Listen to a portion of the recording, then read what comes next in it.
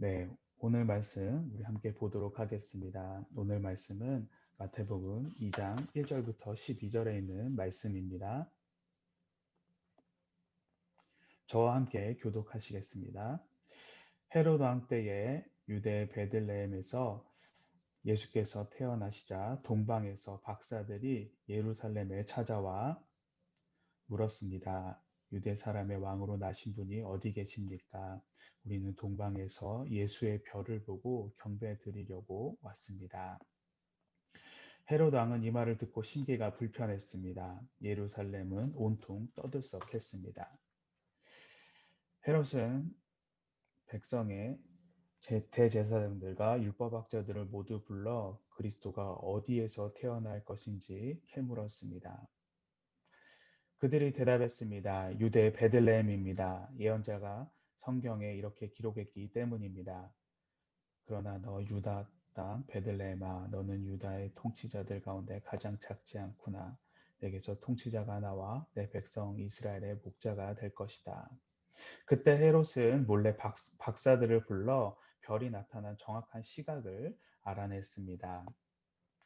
헤롯은 박사들을 베들레헴으로 보내며 말했습니다. 가서 샅샅이 뒤져 그 아이를 꼭 찾으라. 그리고 아기를 찾자마자 나에게도 알리라. 나도 가서 아기에게 경배할 것이다. 박사들은 왕의 말을 듣고 다시 길을 떠났습니다. 그런데 동방에서 보았던 그 별이 그들보다 앞서가서 아기가 있는 곳 위에 멈춰 섰습니다. 박사들은 별을 보고 뛸 듯이 기뻤습니다. 집으로 들어가 보니 아기가 그 어머니 마리아와 함께 있었습니다. 그들은 엎드려 아기에게 경배하고 보물함을 열어 황금과 유향과 몰약을 예물로 드렸습니다.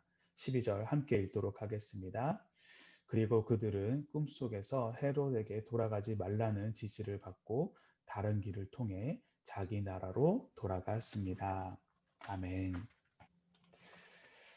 네, 오늘 말씀은 아기 예수 탄생을 경배하기 위하여 동방에서 박사들이 예루살렘을 찾아온 사건을 다루고 있습니다. 그리고 아기 예수님을 만나는 사건이죠. 이 이야기는 이 동방 박사들을 통해서 전반적으로 전개가 되어지는 것을 우리는 볼 수가 있습니다.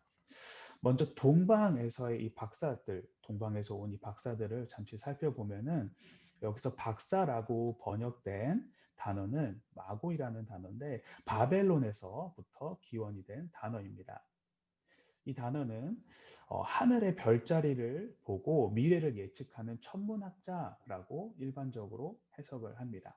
그리고 이들이 온 지역인 이 동방이라고 번역된 아나톨론이라는 단어는 떠오름을 의미를 합니다. 그래서 태양이 떠오르는 방향인 동쪽이다라고 해서 동방이다라고 이야기를 하죠. 그래서 이스라엘의 동쪽 지역 중에서 문화와 천문학이 아주 발달되어 있고 많은 유대인들이 거주하며 사는 곳인 바벨론이 바로 그쪽 지역일 것이다 라고 학자들은 이야기를 합니다.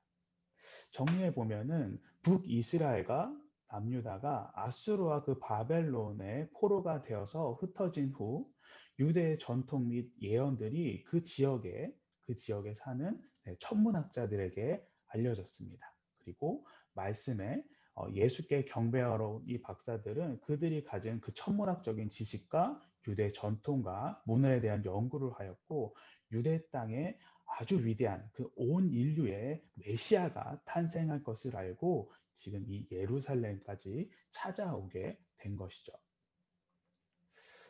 그렇게 찾아온 이 동방 박사들이 헤롯 왕에게 이야기를 합니다. 2절에서 유대 사람의 왕으로 나신 분이 어디 계십니까? 여기서 그들이 말한 왕은 그냥 한 국가를 다스리는 왕을 의미하는 그런 왕과는 다른 의미를 가지고 있습니다. 일반 왕의 후손으로 태어났다라고 하면은 굳이 그 강대국에서 여기까지 내려오지 않았을 것이겠죠. 여기서 말하는 이 사람들이 이야기하는 유대 사람의 왕은 유대 민족을 다스리는 그 왕을 이야기하는 것이 아니라 마태복음 1장 1절에서 나오는 다윗의 자손, 유대 사람들이 메시아라고 부르는 것처럼 이방 나라에서 이 메시아를 나타내는 표현, 그 유대 사람, 메시아를 나타내는 그 표현인 것입니다. 온 인류를 구원할 사람. 즉, 이 박사들은 유대 땅을 다스리는 왕을 경배하러 지금 예루살렘까지 온 것이 아니라 하나님께서 보내신 온 인류의 메시아가 나신 것을 그들이 알고 경배하기 위해서 먼 타국에서부터 어딘지도 모르는 그 길을 찾아온 것입니다. 이렇게 메시아, 아기 예수 탄생의 소식을 사람들이 들었습니다. 온 예루살렘이 난리가 났어요. 그런데 이 소식을 들은 자들의 반응이 상당히 다 틀립니다.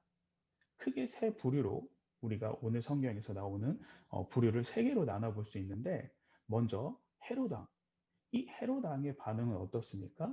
그는 심기가 불편하다라고 했어요. 동방의 박사들로부터 유대 사람의 왕이 났다는 소리를 듣고 지금 내가 왕인데 무슨 왕을 또 이야기하는가? 아마 이렇게 생각을 했을 것 같습니다. 그래서 어떻습니까? 오늘 말씀에서 나오지 않은데 오늘 말씀 이후에 보면은 헤롯은 그 아기 예수를 죽이려는 음모를 꾸미죠. 이처럼 헤롯은 오직 자신의 그 정권 유지의 장애물이 될 것이라고 생각해서 무조건 예수를 적대시합니다. 죽이려고 하죠. 자, 또 다른 부류가 있는데 바로 헤롯 왕이 물은 대제사장과 율법학자들입니다. 이들은 성경적인 지식으로 누구보다 뛰어난 사람들이었습니다. 그래서 그들은 헤롯 왕이 묻자 바로 이야기합니다. 유대 베들레헴에서 날 것입니다. 하지만 그들은 자신들이 기다리는 사람일 것이라고 생각했는데 그리스도가 날 것을 예수 그리스도가 아기 예수가 날 것을 알면서도 그리고 나셨다라는 소식을 듣고도 전혀 기뻐하지 않습니다. 이들이 정말 하나님의 말씀을 연구하고 하나님의 일을 하는 사람인지 그러면서 백성을 위해서 하나님 앞에 나아가는 사람들이 맞는지 그런 의심이 들 정도로 아기 예수에 대한 반응이 없어요. 관심이 없는 것 같습니다. 단지 헤롯 왕이 묻는 것에만 자신들이 아는 그냥 정보를 전달해 주는 아주 기계적인 반응을 보입니다. 그리고 마지막으로 한 부류는 바로 오늘 말씀에서 아기 예수 탄생의 소식을 전한 동방 박사들의 반응을 우리가 살펴볼 수가 있습니다. 동방 박사들을 보면은 이들은 단지 그들이 아는 지식적인 부분 안에서 관측된 별을 보고 메시아를 찾게 됩니다. 그러면서 어떻습니까? 아, 있구나라고 끝난 것이 아니라 그 동방에서부터 머나먼 길을 어, 찾아서 머나먼 길을 떠나게 되죠. 그리고 헤롯 왕으로부터 베들레헴이라는 소리를 듣자 또 어떻습니까? 또 바로 떠나요. 아기 예수를 그러면서 아기 예수를 만나서 아주 크게 기뻐하고 자신들이 준비한 그 값진 예물들을 다 드립니다. 경배를 드려요. 이들의 반응은 앞에 그 두 부류가 보였던 적대심과 무관심과는 너무나도 다른 반응이죠. 이들의 반응에서는 무엇입니까? 그들의 반응은 기대감이 있었어요. 소망이 가득 찬 그리고 너무나도 기뻐하는 반응. 오늘날도 예수님에 대한 사람들의 반응은 다 각자 다릅니다. 어떤 이들은 헤롯처럼 자신의 이기적인 목적 달성을 위해서 무조건적으로 기독교를 적대시하는 모습이 있습니다. 그런 반응이 있죠. 그리고 대제사장들과 율법학자들처럼 예수님의 복음을 듣고도 아무런 반응을 하지 않는 대부분의 불신자들 또는 형식적으로 종교적인 모습을 갖췄지만 지식적으로는 예수님에 대해서는 알고 있지만 그 안에 경건의 능력이 없는 기대도 없고 단지 종교를 통해서 자신의 이익만을 충족시키려는 사람들 그리고 마지막으로 동방의 박사들처럼 예수 그리스도를 바로 구세주로 인정을 하고 기대감을 갖고 소망이 가득 차서 기뻐하고 그분께 자신의 귀한 것을 드리고자 하는 사람들이 있습니다. 이런 모습들이 있다는 것, 이것을 아는 것도 우리가 중요하겠지만 이것보다 오늘 우리가 더 중요하게 생각해야 될 것은 과연 우리들은 어느 쪽에 속한 사람들인가? 어느 쪽에 속한 삶을 내가 살고 있는가? 이것을 우리가 다시 한번 되짚어 보는 게 중요한 것입니다. 아마 지금 저희들처럼 이렇게 새벽에 나와서 이렇게 말씀을 듣고 계시기 때문에, 찬양을 하고 계시기 때문에 아마 헤롯과 같은 부류는 이 안에는 아마 없을 거라고 생각을 합니다. 하지만 크리스찬이라고 이야기를 하시는 분들 중에 어, 대제사장과 율법학자와 그런 부류에 들어가는 분들이 참 많이 계시다는 게 참 안타깝습니다. 이 부류에 속하게 되면은 절대 하나님의 은혜를 받을 수가 없어요. 하나님의 도구로 이 땅에 살아가야 되는 우리들인데 예수님을 내 삶을 위한 도구로 생각하는 부류이기 때문입니다. 그리고 하나님이 주인된 인생이 아니라 내가 주인된 인생을 살기를 원하는 부류들이기 때문입니다. 요한 2서 3서에서 우리가 앞서 본 그 말씀에서 이야기한 그 진리 안에 있는 사람들이 아니라 진리 밖에 거하는 자들이 바로 이 대제사장들과 율법학자의 부류들이죠. 그렇기 때문에 우리들은 어떻습니까? 이 동방의 박사들처럼 주님이 나의 메시아이심을 인정하는 자들이 되어야 할 것입니다. 그래서 내가 주인된 삶이 아니라 주님께서 내 삶의 주인이 되십니다. 라고 고백을 하고, 그래서 예수 그리스도를 사모하고 그로 인해서 기뻐하고 적극적으로 헌신하는 삶을 사는 삶. 그런 사람들이 하나님께 인도함을 받아서 구원의 은혜를 입을 수가 있습니다. 하나님께서 허락하신 진리 안에 거하게 되는 것이죠.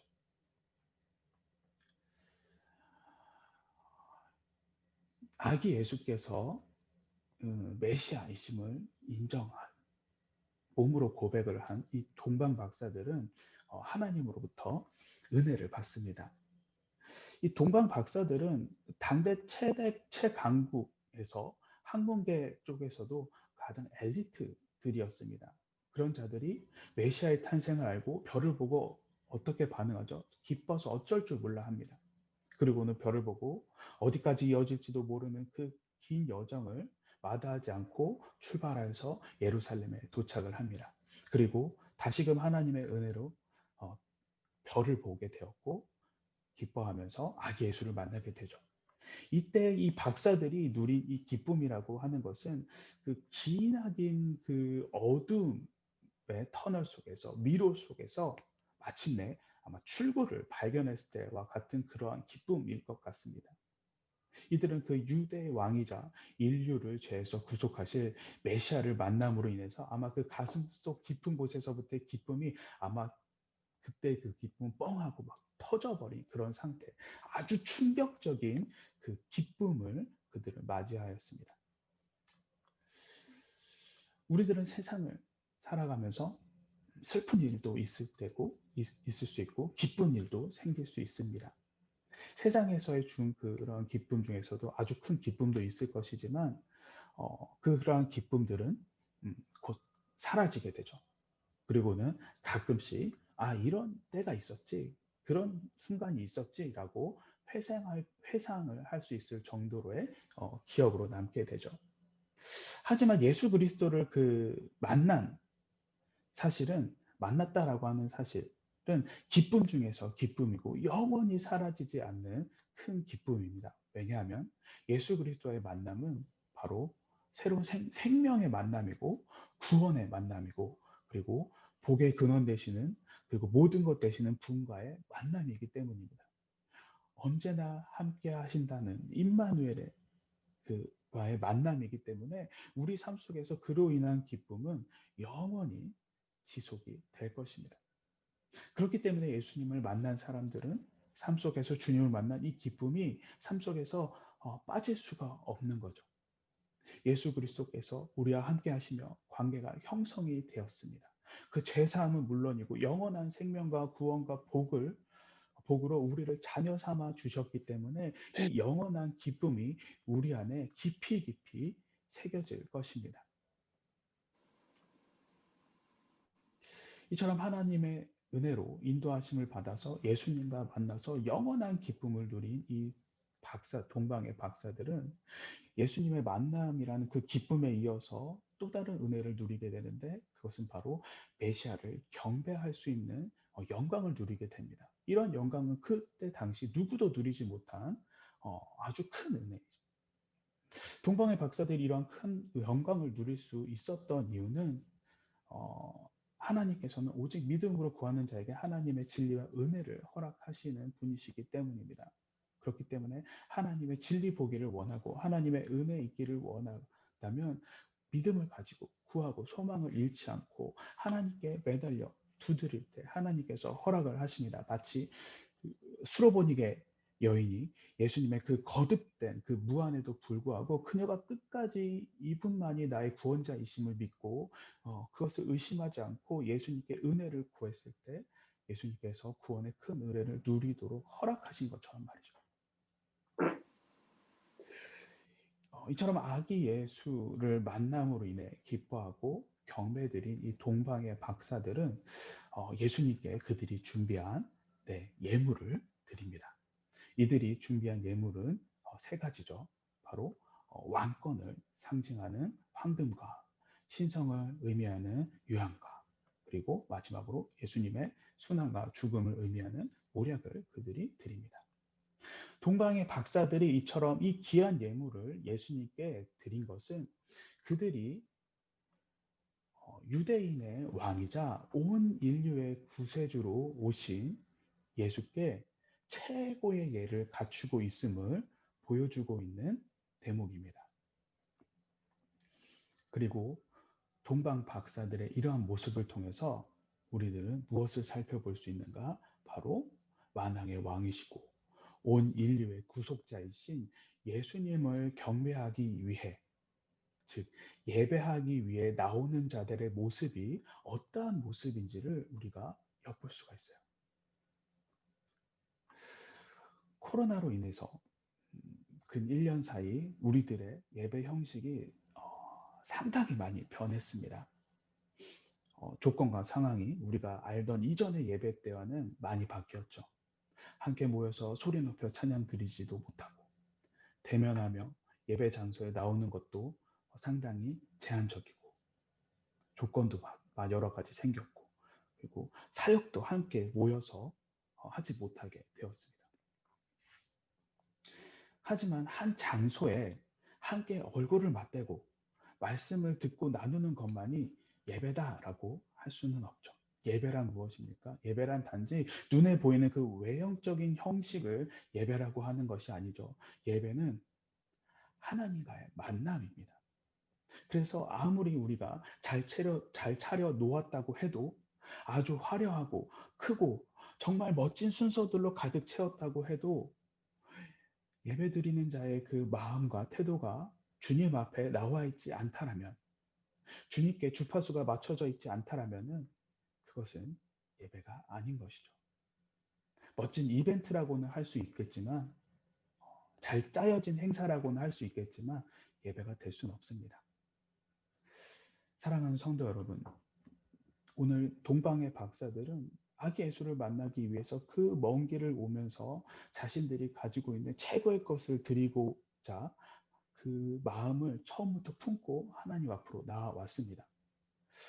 우리도 하나님을 만나기 위해서 예배에 나올 때에 비록 예배당에 나와서 이전처럼 오랜 시간 찬양을 하고 기도하며 경배 드리지는 못하는 상황이고 함께 참여하는 숫자가 이전보다 적고 화려하고 멋들어진 예배의 그런 형식적인 모습이 아니라고 할지라도 비록 온라인으로 내가 어쩔 수 없어서 예배를 드린다고 해도 예수님을 만나고픈 마음이 전보다 더 크고 강하고 짙어지기를 원합니다. 그래서 주님 만나기를 기도하면서 주님 앞에 나아오는 우리 모두가 되기를 주님의 이름으로 간절히 소망합니다. 오늘 말씀을 가지고 우리 함께 기도하도록 하겠습니다.